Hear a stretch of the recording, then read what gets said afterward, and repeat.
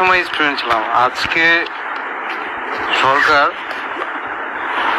আমাকে এমনিশন তুলে দিচ্ছে, মানে আমি একজন স্টুডেন্ট হয়ে আর একজন ভাই স্টুডেন্টের বুকে গুলি চালানোর জন্য সরকার আজকে আদেশ দিচ্ছে আমাদের সেনাবাহিনীকে।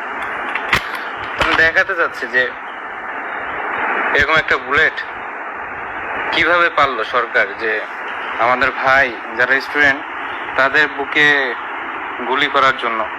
না, খুব খারাপ লাগলো যে যে সেনাবাহিনীদেরকে এত সম্মান করে আজ সেনাবাহিনীকে আজকে গুলি করার জন্য আজকে আদেশ দিছে।